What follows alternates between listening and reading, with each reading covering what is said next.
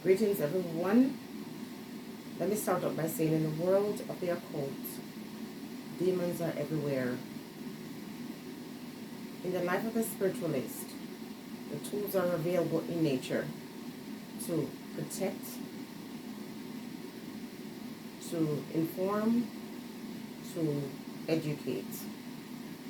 And so we're going to talk about some people who are vessels in which demons find a home, and there are signs to recognize these ones. So those who provide their body as a host to demons, the signs are there for you to see it and to recognize it. So if your home has become, your body that is, has become a vessel for these demons, and you didn't deliberately invite them, you have not done anything to entertain them, then at least when you recognize what's going on with you, you will then take steps to remove them. And if you yourself have invited these dark energies, if you have, delved into practice and gone into things that now bring you one with these demons, and you're happy to have this in your life, then, I have to say to you, stay away from me. Go away. You're not welcome. All right? Now, when you're talking about these things, listen, no demon is going to be happy with anyone who will teach persons how to free themselves. Okay? In the very scripture, it says, when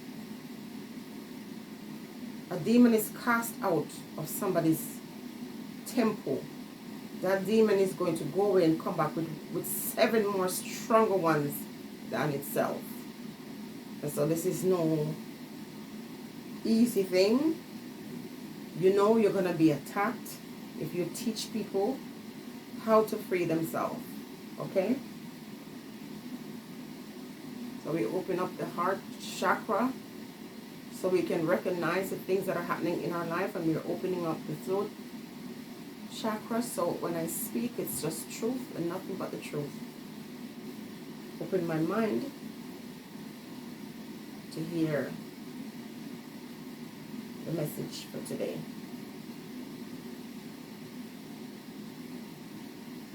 So there are a lot of people who are bounded, not because they did anything, but because someone understands how to use their power in a very negative way. And the same energy that you use for good is the same energy people will employ to use for evil.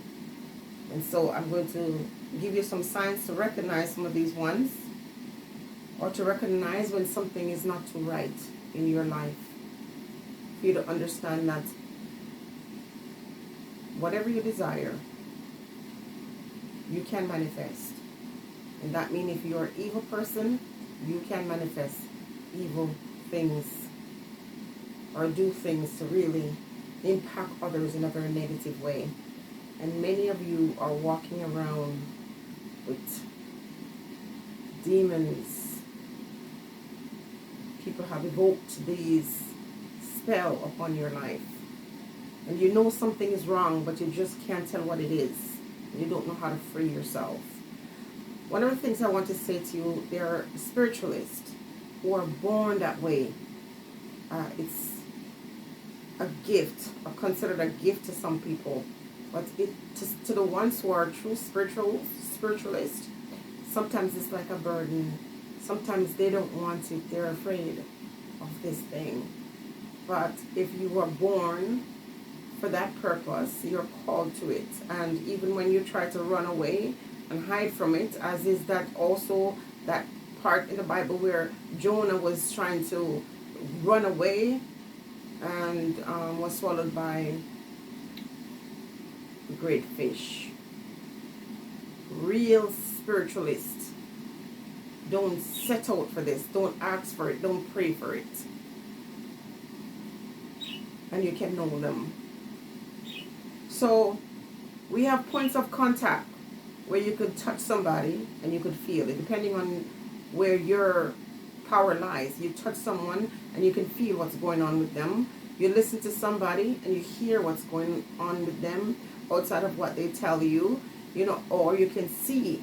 So I think the three senses that real spiritualists will use the most is seeing, hearing, and feeling.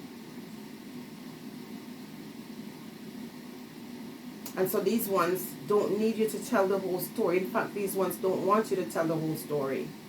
And these ones will not make up anything. So if they make a point of contact with you and they're not feeling anything, they're going to tell you the truth. I'm not feeling anything. I was talking to a friend not too long ago. And, you know, there's something she desired and she felt it was with her. But I wasn't feeling it. I was not feeling it. And I told her I didn't feel it. And I'm not sure if she was upset or not, but it is what it is. A real spiritualist will not ask you a whole bunch of questions for you to give them details about what's happening with you. They would rely on spirit to inform them, to tell them what's happening. And so it'll come to them in dreams, it'll come to them in visions. That means they're fully awake when they hear it. Someone will start talking, and all of a sudden, you know, downloads will come to that person, where before you could finish your sentence, a thought will occur to them, and it's the next thing you will say. That's true power. And over time, these ones will make utterance before it happens. And that's how you test it. That's how you know. So in this video, I'm going to talk to you about demon possession, how to recognize it, whether you are an innocent victim of someone casting spells on you, or if you yourself have dabbled in the world of occult and you're now one with the demons that you serve. They now control you. And the signs are the same for the person who has these spells cast on them as is it with the ones who actually invite it. Okay, so the first sign is having a messy house. You wake up in the morning and you clean up, and when you look around, it is messy. So that doesn't mean that you're involved in occult practice. That could just mean that someone has done something to you and now you have these negative energies around you. Or you move into a new space, and when you get there, no matter what you do to keep this house clean, it never stays clean. And so there comes a time now you have to do a cleansing of your home to remove this negative energy from out of your space. Next question is, why is every mirror in your home broken? It is a sign to those who are not involved in the occult practice. When you see or you go to someone's home and every mirror in their home is broken, that is a true demon possession. And that possession is not just what someone would do to you. In that case, when every mirror in your house is broken, it's because you have invited and you are dabbling into things, necromancy and dark forces, dark energies you're working with. You might have gone somewhere to go seek help or to seek answers, and the person you dealt with is only inviting negative forces, very powerful dark forces, to aid them in giving you what you would seek, such an answer. So again, you have to be very careful. Who are you going to? Are you getting to with people who are into demonology? Or are you going to people who are just spiritual and use nature or natural things to help free you? Why have you laid out your clothes on the right side, and every time you put it on and you look around, you're wearing it on the wrong side? Your clothes is inside out. So there are people who deliberately wear their clothes inside out. That is a call to action, and they're definitely trying to manifest certain things, but they're appealing to negative energies or negative forces. So on that hand, they will deliberately put on their clothes this way, but you laid out right And between taking it up from off your bed or off your ironing board and putting it on, and before you know it, is wrong. Sometimes when on those days when you put on your shirt wrong and you put on your underwear wrong, at that point, you have to start cleansing your space. You have to do certain things to clean, because there is a clear indication that either Elegba, the trickster, is there playing with you, or there are spirits attached to you that does not want to do anything but to destroy you. Number 3. So number 1 was, the question was, why is your home messy?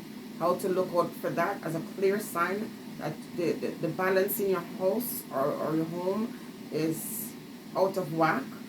And the next one is about the broken mirrors. Avoid people who, if they even just get up to walk through your space, some glass or some glass bowl or cup or something will just get up off the counter unaided, untouched, and just be shattered. Devil persons, separate yourself from these ones. And I will mention the clothing earlier. Why can't you finish anything you start? You have all these brilliant ideas. You start all these great projects. You're very smart. You have the ability to do these things, but you never finish anything because there's a negative energy that is trying to attach itself to you, or has already attached itself to you, and it is a spirit that is to try to stop you from prospering, stop you from walking into your purpose, stop you from being great. How about money? Every money that comes into your hand, you have no problem drawing money to you. But when it comes, there's always a problem. Some funeral, somebody's sick, some huge thing, some accident, something happens to draw that away from you. And that in of itself is problematic, because then when you notice that your money is not staying with you, you have to go back and look to say, why is my money not staying with me? And oftentimes when you look back, you might have shared it with someone who is not good. And we're going to talk about that another time. And then sometimes when you get this money, you find yourself going, for example, to purchase a big ticket item. You want to buy a refrigerator, you're about to buy a car, and before you know it, you go in that money and you buy some garbage that has no use to you, that you just bring to your house, and that becomes clutter, and you didn't get the thing that you really wanted. So you leave your home with the intention of buying something valuable, and you end up spending that money, or you run into someone who borrows that money from you. Whenever you have your business, stop allowing folks with their problems to come to you and for you to go into that money to assist them, because once you do that, that money is tarnished. That will not come, you will not be able to do what you set out to do or what you intend to do. When you have your stash that is made for a purpose, you have a budget and you said this is for this purpose, don't take money out of that and give to anybody.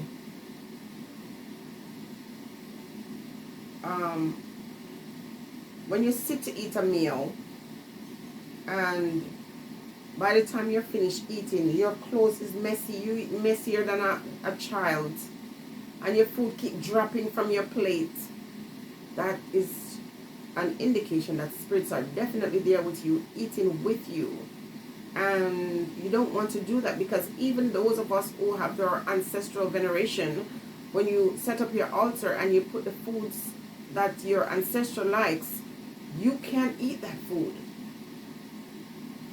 So when you're eating your own food, spirit should not be eating with you either. That is terrible, and that is a great setup for, demonic activities in your life. Why can't you grow plants in your home? There's some plant that requires a lot of care and attention, and some people naturally are gifted with plants. But if you cannot grow any plant, there's The desert plant that doesn't need any attention. You just sit it there, and yet you can't grow it, because when you bring it to your house, it rots. The energy in that space is very bad, but you also have negative energies attached to you. When you touch the plant, it cannot grow. Terrible sign. So if you want to really know somebody and you visit their home, take a look at how their plants grow in their home. People who are able to grow plants and plants thrive around them, those individuals have no negative energy attached to them. And negative energy will not stay in those spaces either. Okay? And again, to piggyback on one of the ones I gave earlier, you know, let's say you go to someone's home just for a short visit, and it doesn't matter how short your stay is. By the time you leave, if the people are not careful, there's arguments in the home. All of a sudden, people get along very well.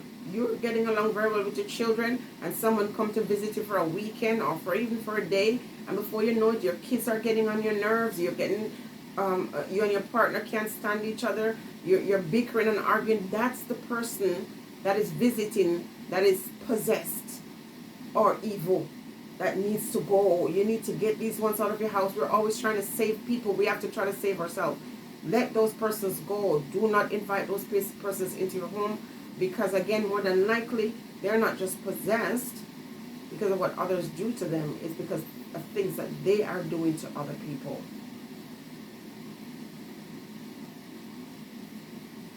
Why does the sound of your voice frighten children? Why does a dog cower when certain people come around it? Another sign.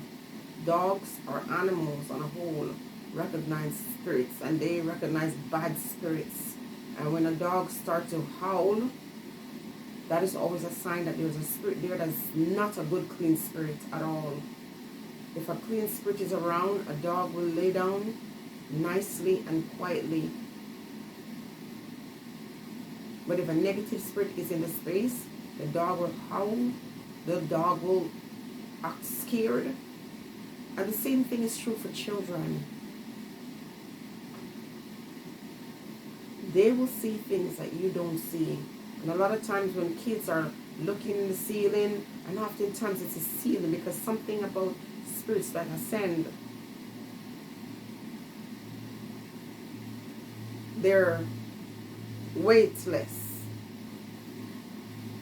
The only time they carry weight is when they possess you, when they're in your body. But otherwise, this is why you'll see kids looking around and giggling. If they're giggling, it's good, clean energy. If they're scared and crying and screaming and just looking around the room, it's negative energy. The sound of your voice, babies won't come to you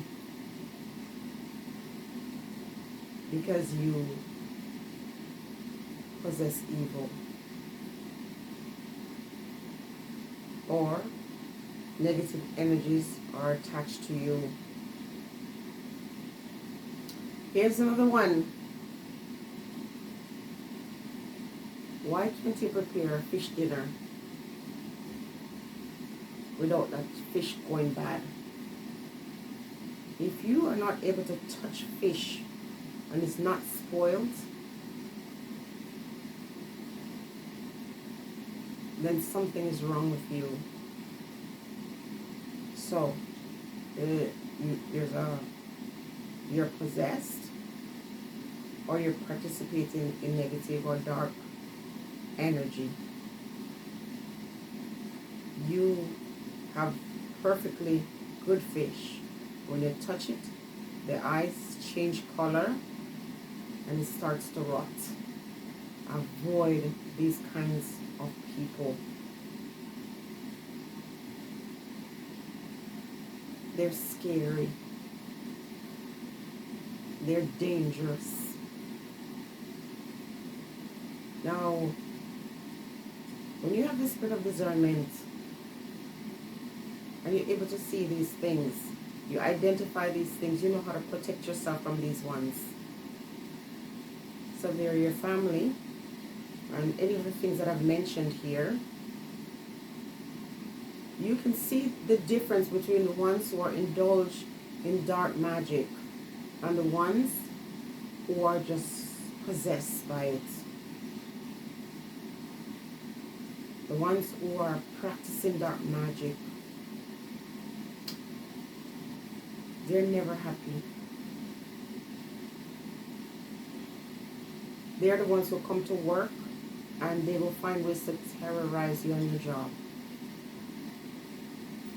They're the ones who, if they're in your family, will do all kinds of things to try to destroy you. And the more they try, and they notice you're prospering, because usually when these ones are trying to do harm to somebody who is gifted, who has a sight to see the thing coming and know how to free themselves, these ones are going to be miserable. They're going to be so unhappy. Recognize these signs. I'll go over them quickly again. Number one, question is, why is your home so messy? Number two, why is every mirror in your home broken? Number three, why you're laying out your clothes on the right side, and when you put it on, it's on the wrong side. Number four, why can't you finish anything that you started? Why every money that comes through your hand disappear, and the things you get become added garbage that clutter your life. Number six, when you sit to eat a meal and you spill food all over yourself and area you eat, what is the reason for that?